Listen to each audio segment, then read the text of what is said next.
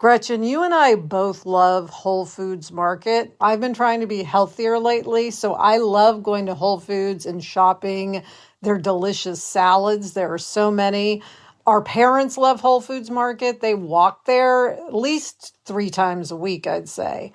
There are so many good things to buy, and customers love shopping at Whole Foods Market for big sales like Thanksgiving and Mother's Day. But the fact is, there are lots of ways to save on quality items every day.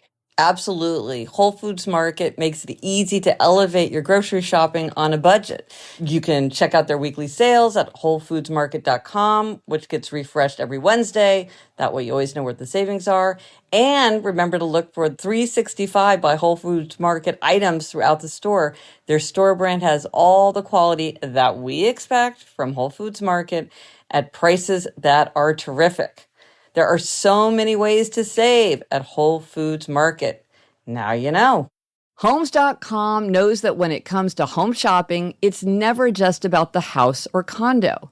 It's about the home. And what makes a home is more than just the house or property. It's the location and neighborhood. If you have kids, it's also schools, nearby parks, and transportation options. That's why Homes.com goes above and beyond to bring home shoppers the in-depth information they need to find the right home. And when I say in-depth, I'm talking deep. Each listing features comprehensive information about the neighborhood, complete with a video guide.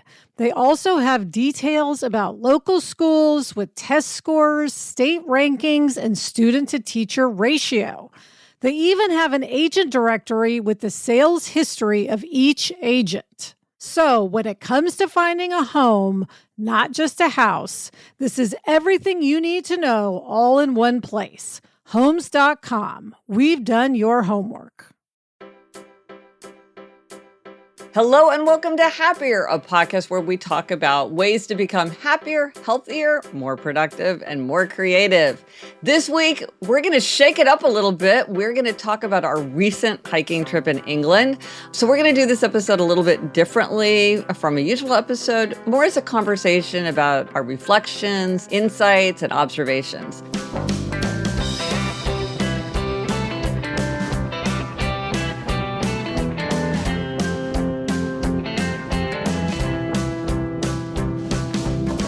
I'm Gretchen Rubin, a writer who studies happiness, good habits, and human nature. And yes, I'm back in my little home office. And joining me today, back in LA, is my sister, Elizabeth Kraft. That's me, Elizabeth Kraft, a TV writer and producer living in LA. And yes, Gretch, we're back. We're jet lagged. Yeah. We had an amazing trip. Yes.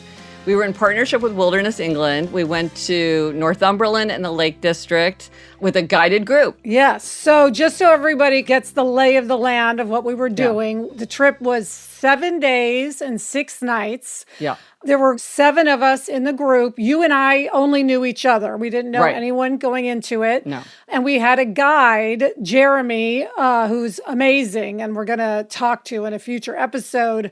And he was with us from 8 a.m. to 9 p.m., essentially. Yeah. We were with the group, so we would come down to breakfast at 8 a.m., and we would all have breakfast, and we would get in a van, and we would drive to amazing hiking spots, walking spots. We also went to museums. Castles. We went all over Northumberland and the Lake District.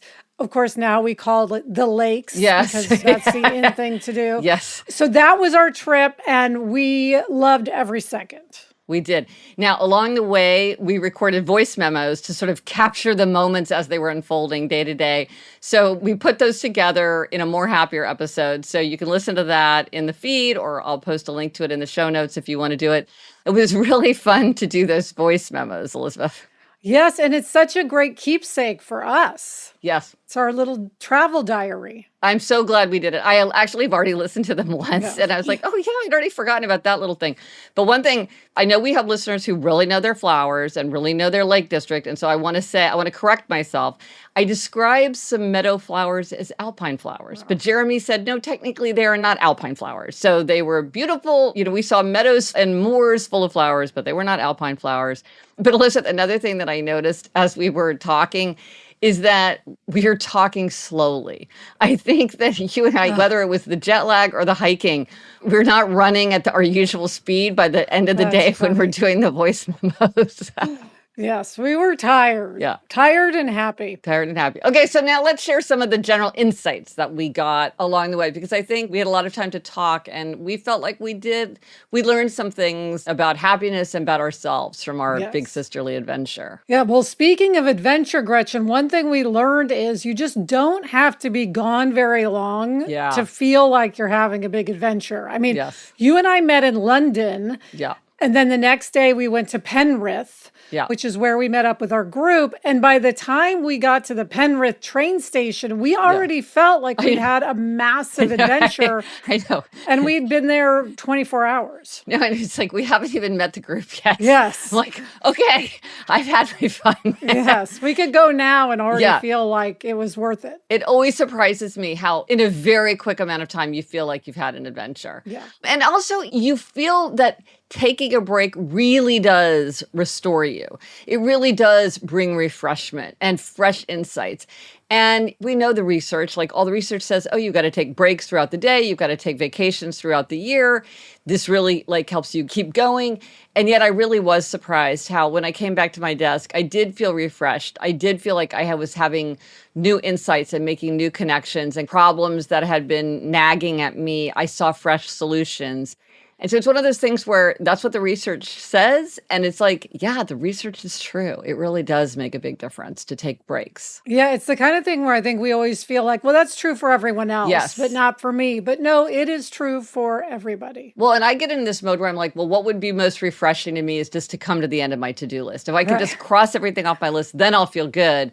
But of course, you never come to the end of your to-do list. Yes. And then, Gretchen, there's the power of articulating a dream. I talk about manifesting, and this is kind of a version of manifesting. Yeah, so you and I had both read Andrew McCarthy's account of hiking the Camino in Spain, and we had been talking about, could we do that ourselves? And that would be such a great sisterly adventure.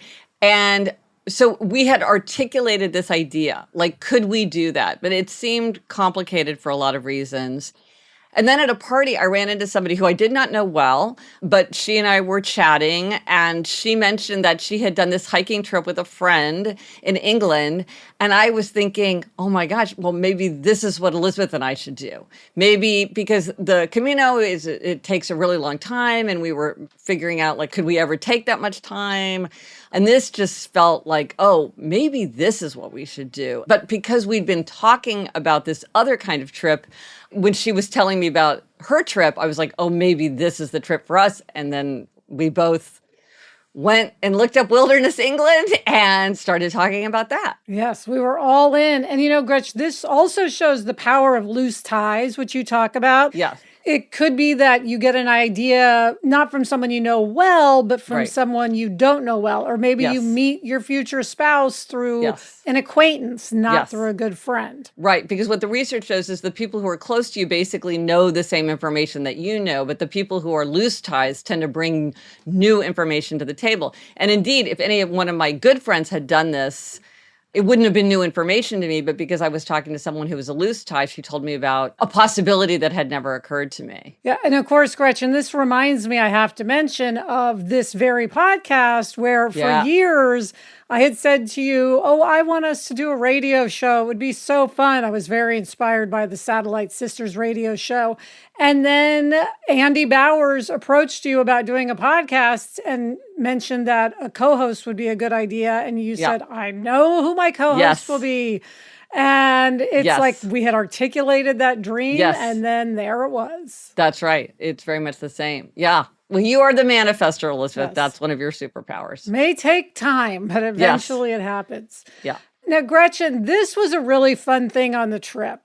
In case you need to get to know a group of people, you want to do an icebreaker, a bonding activity, the 4 Tendencies quiz is always available to you. Yes. We were at what we were calling the Posh Pub. Yeah, that was the nickname for it. In the countryside in England.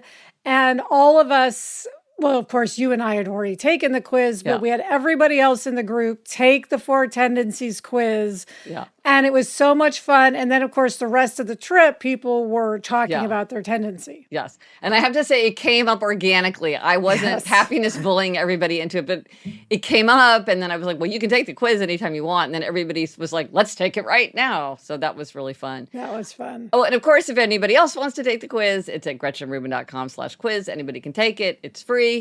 But speaking of the 4 tendencies, this trip was a good example of one of the downsides of being an upholder, because I'm an upholder and all the tendencies have strengths and weaknesses. And one of the weaknesses of upholders is sometimes we're too eager to execute, or somebody tells us to do something and we're like, okay, well, consider it done. And somehow I got it into my head. And Elizabeth, to this day, I don't know where this idea came from, because it wasn't in my written notes. It wasn't in any of our printed guides.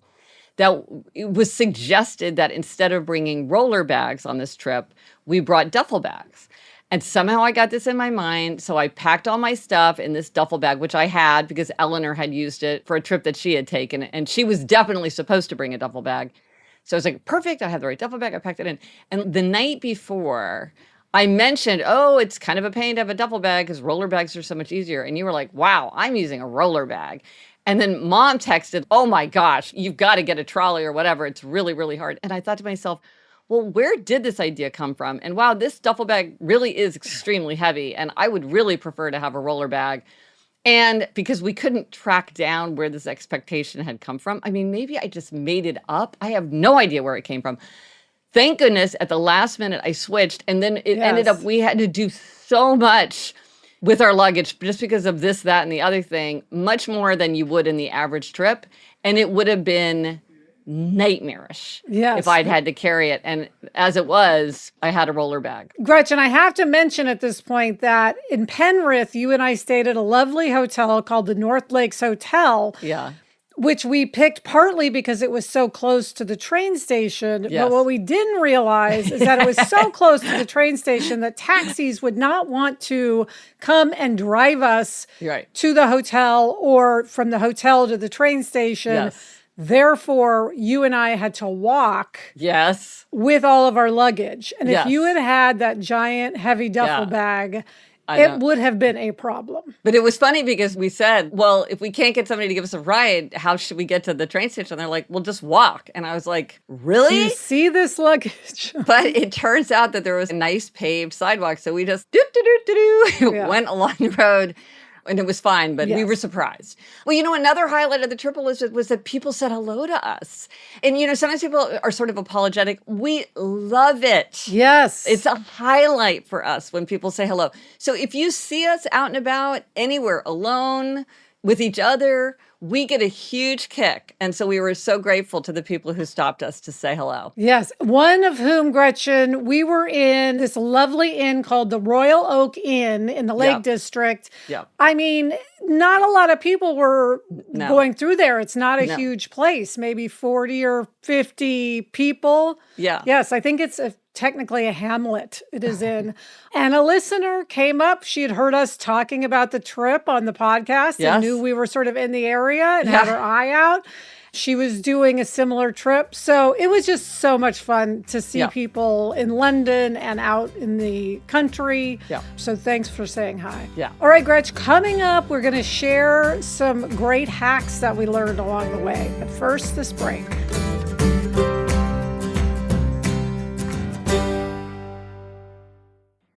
Look, I'll be honest. I thought I'd heard enough celebrity interview shows to last a lifetime. They are usually just so expected and bland. That's exactly why NPR's newest show, Wild Card, sticks out so much. It's got huge thinkers, actors, and stars, sure, but it gets at what's weird about being alive in a way that I haven't heard done before.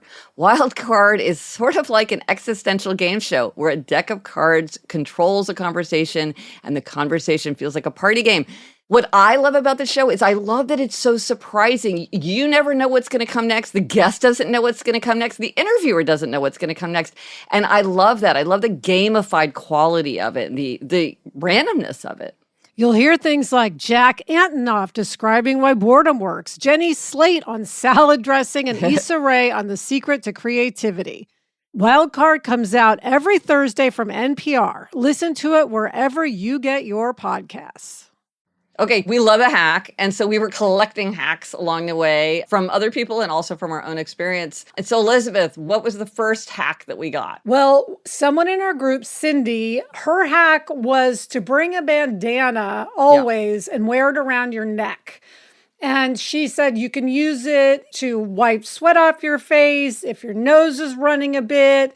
If suddenly there's dust, you could put it over your mouth. It can keep your neck warm. It can protect your neck from the sun. Yep. And it was funny because you and I had talked about doing that, but that was something we didn't do. Yeah. So now we are absolutely, next time we take a trip like this, we are going to use a bandana. Thanks to Cindy. Right. Well, and one from Jeremy, our guide. And I think people are going to be just laughing because this is such an obvious one. And actually, I knew this hack and had forgotten it. If you want to take a photograph with your phone, you can either hit the photo, at least using an iPhone, you can use the photo button, but you can also use the down volume on the side of your phone. And sometimes, depending on how you're holding the phone, that is much easier to do. You and I were both like, oh my gosh, we completely forgot about this possibility. So that felt like a major hack. Yes, that was good. We took a lot of selfies on the trip, so that was useful. That was useful. Another hack, Gretchen, layers. Yes. Now, I'm sure people experienced with hiking know this, but you and I aren't terribly experienced, so we didn't know the importance of layers. Luckily, it was stressed to us before the trip, so we were prepared. But I was wearing a t-shirt, then a long sleeve shirt over it. Then in my pack, I would have a fleece and a rain jacket. Yeah. And all of those things were put on and taken off at various times. Yes. So it's really good.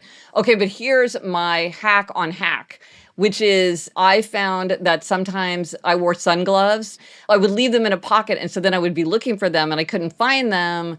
So I really tried to get into the habit of every night as I took off my layers, I would empty out all the pockets, or as I was unpacking my backpack, I would go through all the pockets. Because a lot of these things, the pants have pockets, they're inside pockets, they're outside pockets, there's zippered pockets, there's regular pockets.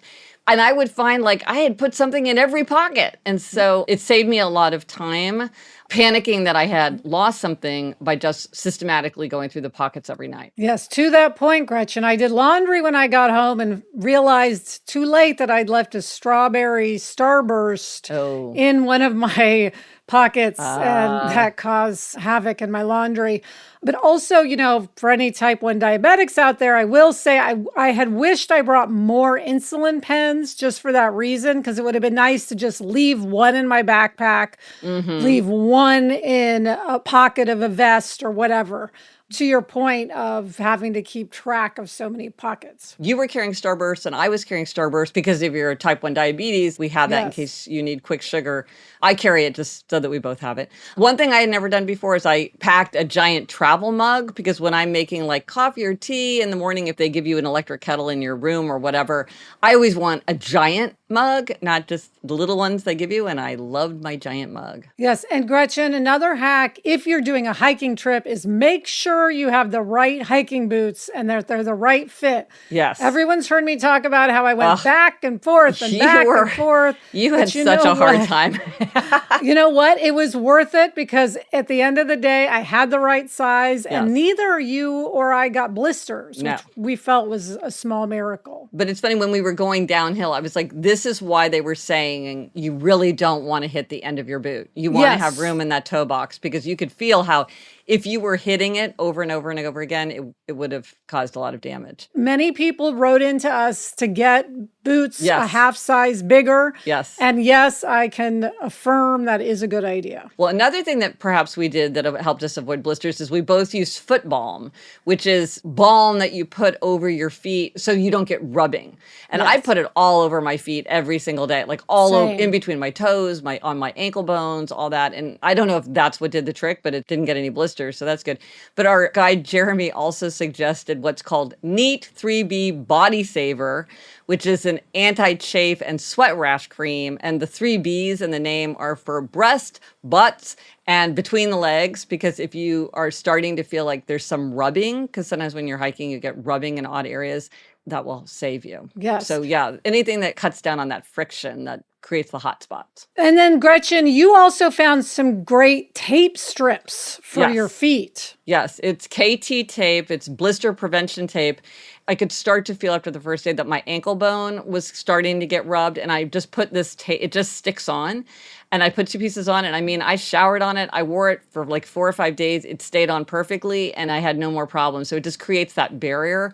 So that's definitely something that I felt was a really useful thing to know about. And then Gretchen, this is a big must do, which is follow the recommended gear list. Yes. So Wilderness England sent the gear list, or the kit list. The kit list, very British. List. Yeah. And you and I thought, do we really need this stuff? Yeah. Do we need a warm hat? Do we it's mid-July. need rain pants? Right. Yeah, maybe this is for a different time of year. Wool hat, wool gloves. Yes. It's just like, you're in LA thinking, okay, it's going to be July. Really? But being rule followers, as we are, we both did get everything on the list. And Gretchen, we used every single thing except gaiters. Yes. But we both acknowledge, had it rained just a bit more, we would have used our gaiters. We did use our rain pants and our rain jackets and everything else on the list. So whatever you're doing, whether it be what we did in,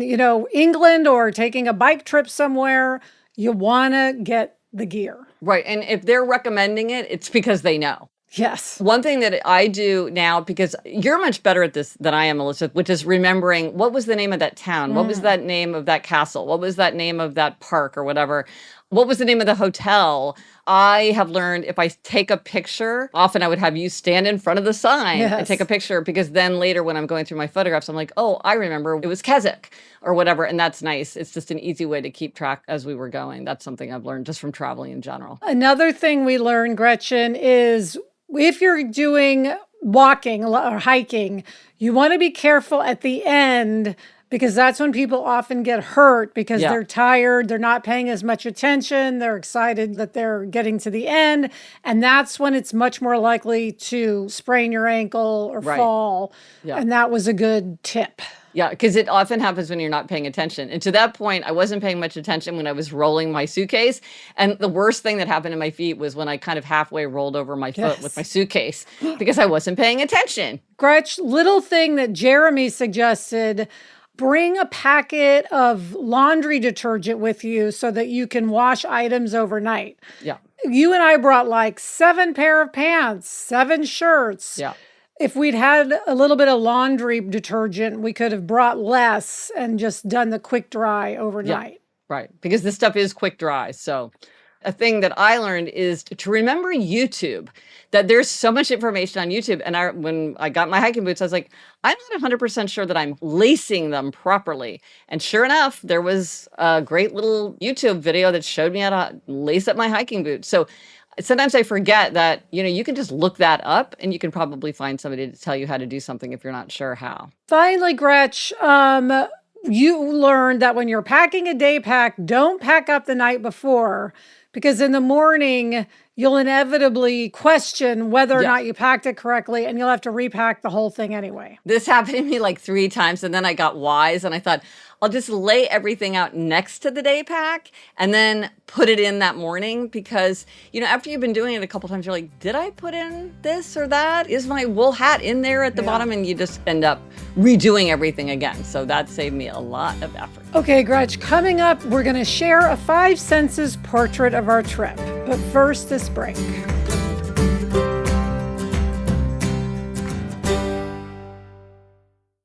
This show is sponsored by MIDI Health. There are great things that come with age, wisdom, experience, a love of gardening and holiday decorations, to name just a few. But if you're a woman over 40, it can also bring some less desirable things: hot flashes, insomnia, brain fog, moodiness, and weight gain. All symptoms of menopause and perimenopause. I have friends of all ages, and I have been hearing about these symptoms for years. Yes, hormonal transition is a fact of life, but that doesn't mean you have to accept its symptoms as just another part of aging. MIDI clinicians are menopause experts equipped to support you with safe, effective, FDA-approved medications, as well as lifestyle coaching and preventative health guidance. All their services are covered by insurance, and they're conveniently accessible through telehealth visits and 24/7 messaging. You deserve to feel great. Book your virtual visit today at joinmidi.com. That's joinmidi.com. You've heard us talk about Great Jones and their stunning high-quality cookware. Well, I have to say, since I got my Saucy, I have found it much more fun to cook. The Saucy is a terrific saucepan with curved sides, a pouring spout. It comes with a lid. It looks gorgeous just sitting there. It makes it easier and more fun to cook. And I realized that that's the exact intention of Great Jones. As a women-run New York-based brand, Great Jones wants to equip and empower people to cook at home and make kitchen our happy place. So whether you're baking sourdough, cooking scrambled eggs, or looking to transform your kitchen into your happy place at a great price, we can agree that it's time to upgrade from those old rusted hand-me-downs to the bold, beautiful, long-lasting pieces from Great Jones like we did. Get started today at greatjones.com and get an extra 15% off your first order with promo code HAPPIER. That's greatjones.com, promo code HAPPIER. When you're in the market for a new car, you want a vehicle that conquers your daily commute, easily handles the elements, and looks great too. You need the reliability of a Toyota and the confidence that your investment will last. Why? Because after all the carpools, shopping trips, and weekends out, you want a car that still has plenty of miles left in it and holds its value for a great trade-in deal. That's where Toyota leads the pack as the #1 resale value brand for 2024, according to Kelley Blue Book's KBB.com. So check out the all-new, fully redesigned 2025 Camry or test drive a stylish and affordable Corolla sedan or hatchback. And remember, when you choose Toyota, you're not just buying a car for today, you're investing in trade-in value for tomorrow. Visit buyatoyota.com, the official website for deals, for more. Vehicles' projected resale value is specific to the 2024 model year. For more information, visit Kelley Blue Book's KBB.com. Kelley Blue Book is a registered trademark of Kelley Blue Book Company, Incorporated. Toyota, let's go places. Now, ever since I wrote Life in 5 Senses, I've been trying to really dial into all 5 senses because, Elizabeth, as you know, I tend to get all up in my head.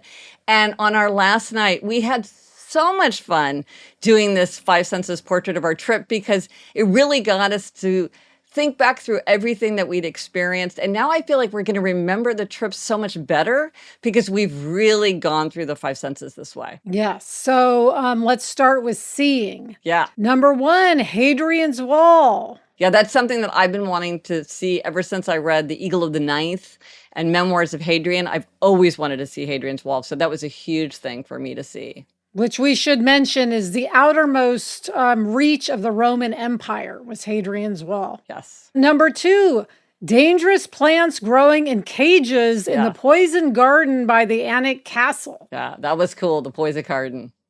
#3, fields of purple heather growing on hilltops. That was spectacular. Yes. #4, the shadows of clouds passing over Buttermere Lake. The lake was so calm that we could see the shadows of the clouds. Yeah. And then speaking of our suitcases and our rolly bags, I mean, one thing that had our jaw dropping is our guide, Jeremy, was running up the stairs carrying each of our suitcases in one hand because there was no lift. And so he took them up there for us. And I mean, we were astonished. Yes, yes. We were very impressed. Gretch, one thing we did not see is any corgis, not any real ones. We saw stuffed animals. We saw some Christmas ornaments. We saw T-shirts. We did not see any actual corgis. So I got to go back. You thought you were going to get to see so many corgis. I know. Okay, so for hearing, now the first one is the baa of sheep, which we heard all the time. Yes. #2, this was unexpected. The Typhoon fighter jets roaring overhead as they practiced maneuvers. Yeah. That was cool. That was startling the first time it happened. Number 3, the scrunching of rain pants and rain jackets. You know, that fabric makes that very particular scrunching, rustling sound. Yes. Number 4, our guide Jeremy's New Zealand accent as he told us about the historical sites we visited. And number 5, the sloshing of water in our water bottles in our day packs. If I had my water bottle in the right place, I could hear it just going rish, rish, rish. Oh, that's funny. Okay, smelling. Smelling, Gretch, the fresh, cool morning air. Oh, every day. It was so beautiful. Number 2, various sunscreens as people applied more after a few hours of hiking. There are all kinds of smells of sunscreens, and we had quite a bouquet of aromas. Yes. Number 3, morning coffee and tea. Elizabeth, Love for you the and me, smell of coffee in the that morning. coffee is important. We got a lot of coffee. Number 4, the distinct smell of the Euston train station in London. We spent some time in the Euston train station and had a very particular smell that will always remind me of that trip. And number 5, the sharp smell of vinegar on fish and chips. Gretchen, I haven't eaten French fries in years. I'm free from fries, but I had told you I'm going to eat fish and chips on this trip, and I did. And delicious, and that smell of vinegar was mouth-watering. Well, that's a planned exception. It's when you say, I'm going to do it in the future, and then you do it, and then you look back on it with pleasure because you're like, usually I don't eat these things, but I'm making an exception, and that's great. Well, and speaking of tasting, you tasted the fish and chips, and Elizabeth, you also vowed to have a scone, which we found is the way they say it there.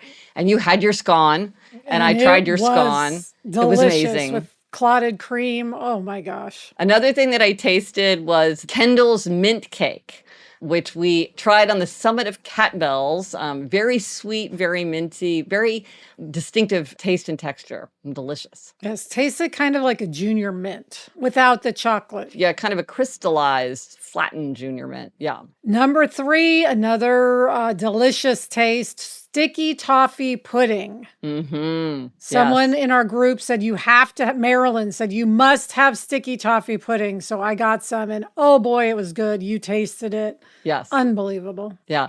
And then there was one day we were at a roadside cafe as we were approaching the Lake District. We just stopped off and we got lattes, and you were like, this is the best latte I've ever had in my life. They were absolutely delicious. And others agreed. And others agreed. And then finally, Gretch, the very last moments of our trip, Jeremy gave all of us a shot of salted caramel rum liqueur. Yes. And we toasted the end of our last day together. Yes.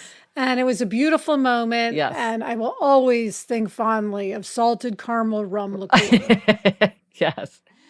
And then finally, touching.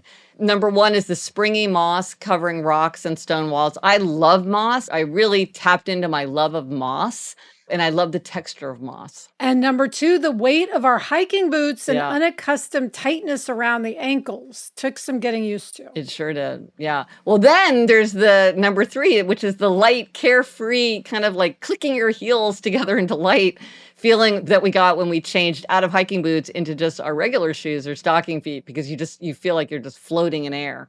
Yes. Number 4, the velvety lamb's ear leaf in the walled garden near Lindisfarne Castle. Yes. This is one of my favorite textures in the whole world. These leaves just have this velvety texture. So it was a treat to find those in this kind of walled garden that we found. And then finally, the pressure of the brim of a sun hat against the forehead and, the strap under the chin.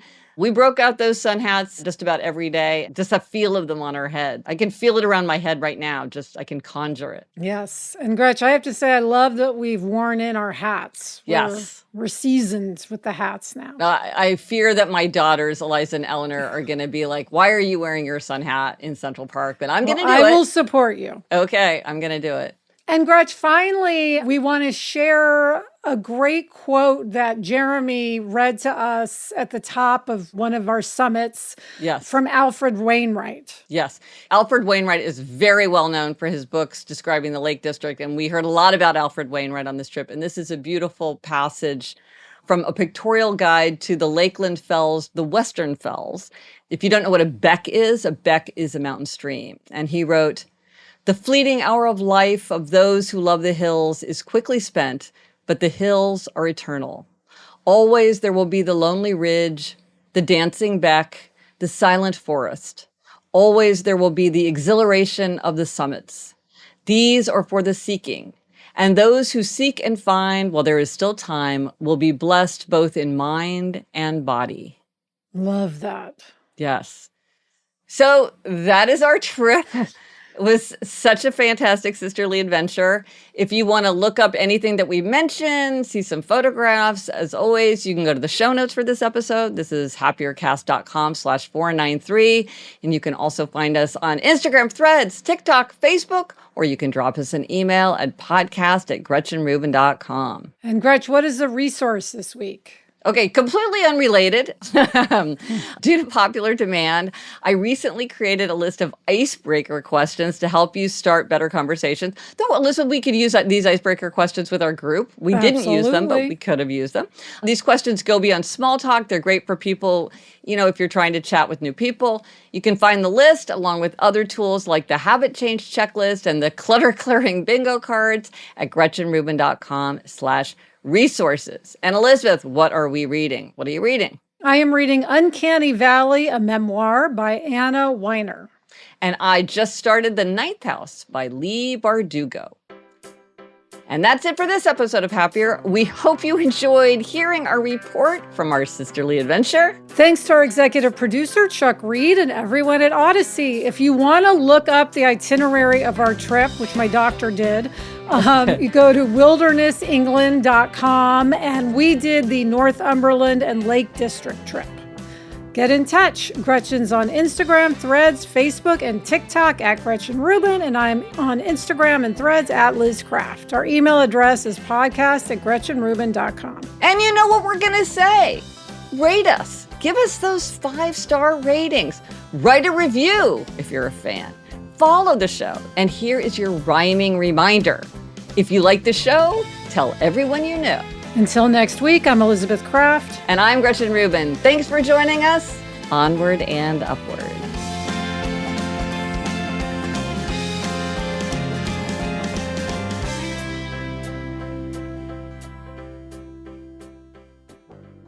And Gretchen, I am missing our group, I must say. We spent morning, noon, and night together for 7 days, and I feel the absence of the group. I know. Again, it doesn't take long before you feel like you've really had an adventure together. Yeah.